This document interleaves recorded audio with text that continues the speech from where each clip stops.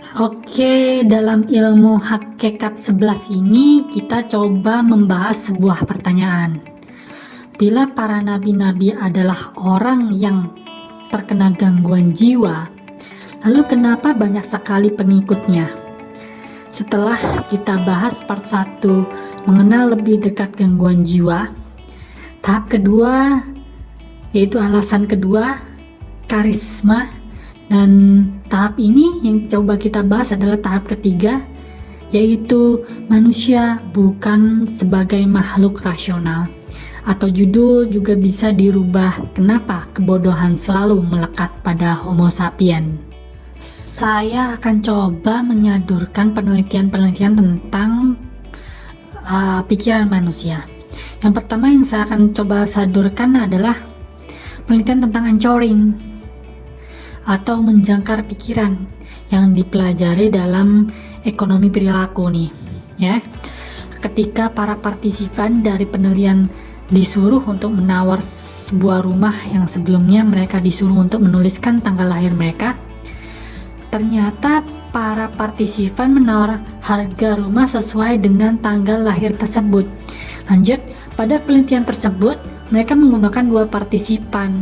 Pertama para mahasiswa S2, dan kedua para pakar di bidang properti.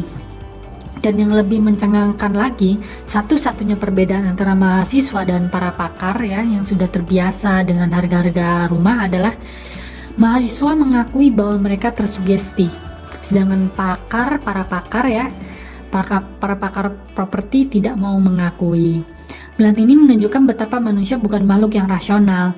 Trik-trik psikologis inilah yang rupanya digunakan oleh para magician kita ya, seperti Deddy Corbuzier, Rihanna, dan lain-lain. Seolah-olah mereka bisa menentukan masa depan seseorang, menebak masa depan seseorang.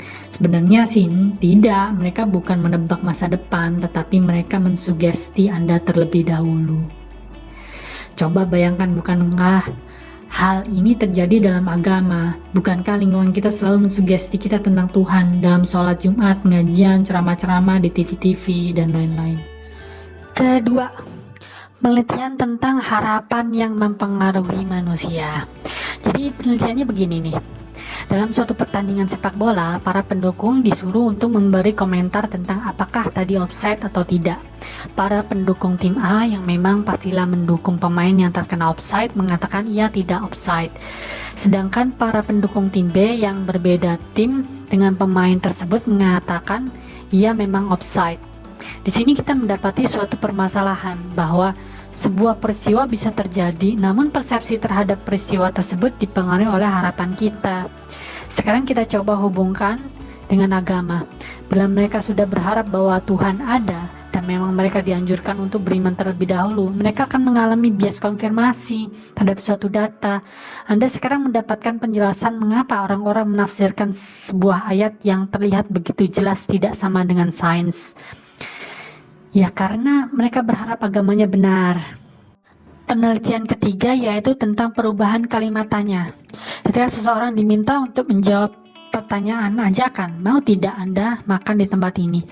Pertanyaan tersebut akan merangsang seseorang untuk memberi alasan.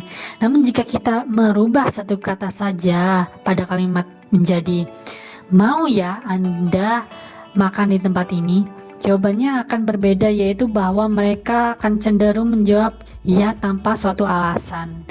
Apa yang terjadi di sini adalah pikiran kita memilih jumping ke arah yang mudah atau cepat, yaitu percaya. Pertanyaan yang terdapat kata ya mengandung unsur kepercayaan dan mudah untuk diikuti, bukan ke arah yang berpikir lambat yang membutuhkan penjelasan dalam kalimat yang mengandung kata tidak. Pikiran kita lebih cenderung memilih jalur yang cepat, yaitu percaya, karena lebih sedikit membutuhkan energi. Bandingkan ini dengan agama di mana mereka menuntut untuk iman terlebih dahulu. Iman adalah jalur yang cepat, yang mudah dan membutuhkan lebih sedikit energi. Maka iman atau agama lebih cepat menyebar dibandingkan hal-hal yang membutuhkan rasionalitas, di mana pastilah membutuhkan lebih banyak energi. Dan perlu Anda sadari bahwa ketika Anda beriman, cara berpikir Anda selanjutnya adalah untuk membenarkan kenapa Anda beriman. Suatu penelitian yang dilakukan oleh neuroscience Dr. Tali Sherrod dan koleganya di Universitas Yale melakukan suatu pengujian terhadap dua kelompok orang nih yang percaya bahwa perubahan iklim memang terjadi dan kelompok lain yang tidak percaya perubahan iklim terjadi. Kelompok tersebut disajikan data. Mereka disuruh membaca data tersebut dan menafsirkannya. Apa yang terjadi selanjutnya adalah mereka menafsirkan data tersebut secara berbeda. Mereka semakin terpolarisasi.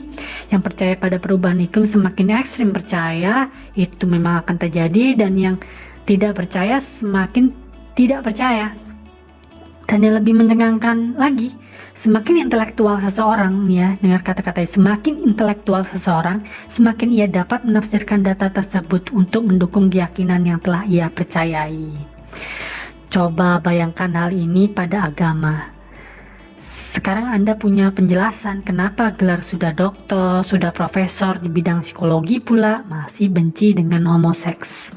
Dan coba Anda renungkan, mengapa begitu banyak orang-orang intelektual, orang yang mendapatkan hadiah Nobel sekalipun bisa berbeda agama atau percaya pada Tuhan mata 12, muka 51,5, ya, yang mungkin bagi kita itu sama sekali tidak masuk akal. Orang beragama merasa terhina terhadap teori evolusi yang mengatakan bahwa manusia berasal dari kera. Mereka merasa terhormat dengan berpikir kita ini berasal dari surga. Dari penelitian-penelitian tadi, kita bisa mendapatkan kesimpulan manusia itu bukan kera-kera berjalan tegak. Manusia itu kera-kera goblok berjalan tegak. Karena itu juga saya punya logo untuk YouTube channel ini. Karena kebenaran itu tidak datang pada orang-orang yang cerdas, tetapi kebenaran itu datang pada orang-orang yang berani.